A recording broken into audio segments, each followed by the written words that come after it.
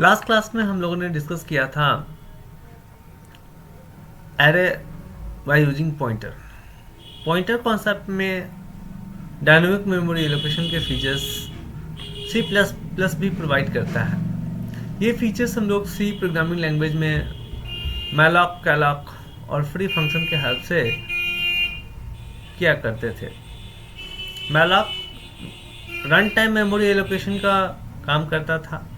Structures के लिए हम लोग उसका यूज़ किया करते थे। डेटा स्ट्रक्चर्स में हम लोग लॉट ऑफ इम्प्लीमेंटेशन करते थे। Same feature C plus plus यहाँ हमें न्यू एंड डिलीट ऑपरेटर के हेल्प से प्रोवाइड करती है। तो चलिए हम लोग लिखते हैं सबसे पहले new operator. This operator of C plus plus is use to allocate memory at the time of the execution of program, and this operator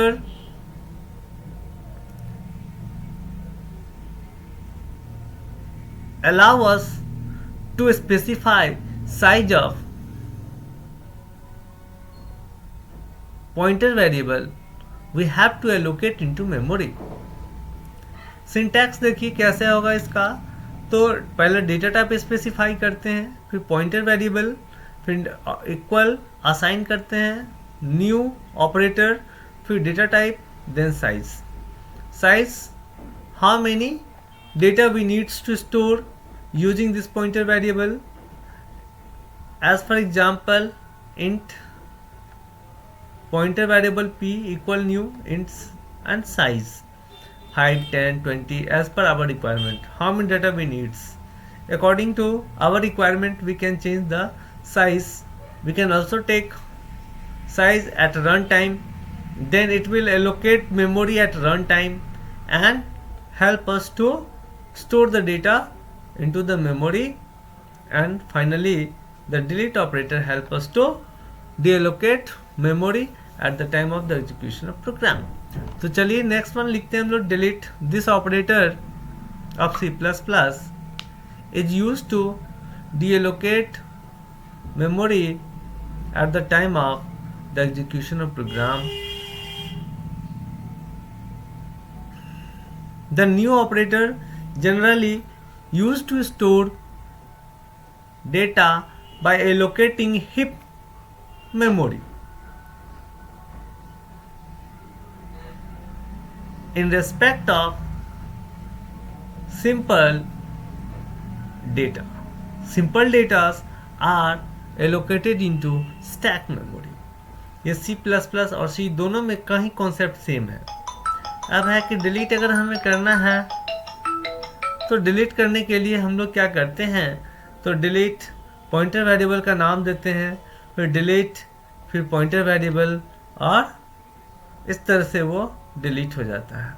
ठीक है। अब इसके हेल्प से अगर हम लोग कोई प्रोग्राम को सॉल्व करते हैं, तो जैसे write a program to take any 5 number and display them using dynamic memory allocation, तो हम लोग इस तरह से कर सकते हैं। देखिए साइज ले लिए, इंटर साइज, फिर न्यू, फिर मेमोरी एलोकेट कर लिए, फिर मेमोरी एलोकेट करने के बाद इनपुट किए मेमोरी में, फिर उन सारे डेटा को उसके एड्रेस के साथ डिस्प्ले कर दिए, और फाइनली ये प्रोग्राम हमारा कंप्लीट होता है। इसके बाद अगर उस लिस्ट से किसी डेटा को सर्च करना हो तो ये फैसिलिटी भी हम लोग रन टाइम में ले सकते हैं।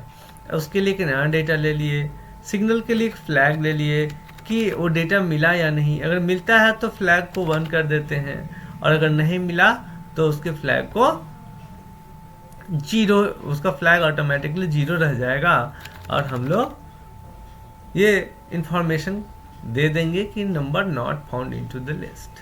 ठीक है। अब अगर किस पोजीशन पर मिल रहा है वो सेम डेटा, उसकी पोजीशन पर हमें फाइंड करना है। अगर एक ही डेटा 2 बार 3 बार 2 जगह 3 जगह लिस्ट में वो फाइंड कर रहा है, उसके पोजीशन के साथ उसको डिस्प्ले करना है, तो हम लोग उसके साथ उसका पोजीशन भी दे सकते हैं, और इसमें हम लोग पोजीशन मेंशन कर सकते हैं, तो वो बता देगा कि कौन से पोजीशन पर ये वैल्यू उसको मैच किया और फाइंड किया। तो चलिए इसको एक बार एग्जीक्यूट करते हैं। सपोज इसने हमें कहा कि 5 नंबर हमें चाहिए, हमने 5 दे दिया। अब हमारे पास मैसेज आ गया इंटर 5 नंबर। तो हमने 5 नंबर इसमें इनपुट कर दिया। इसमें रिपीटेडली मैं नंबर को इनपुट कर रहा हूँ। देखिए अब हमें 1 को फाइंड करना है। तो देखिए ये दिखा रहा है कि कौन कौन से पोजीशन पर 1 है। पहले में है, तीसरे में और चौथे में है। देखिए हमने इनपुट लिया था पहले में, फिर तीसरे पर, फिर चौथे पोजीशन पर। तो इस तरह से हम लोग फाइंड आउट कर सकते हैं। और जैसे ही यहाँ से ये प्रोग्राम एंड होगा, जो मेमोरी एलोकेटेड किया गया होगा न्यू ऑपरेटर के थ्रू, वो डिलीट के हेल्प से मेमोरी से डी एलोकेट हो जाएगा। और इस तरह से हम लोग रन टाइम में मेमोरी एलोकेट कर सकते हैं और अपने डेटा को स्टोर करके और फिर before and the program memory को खाली भी कर सकते हैं। Thank you viewers.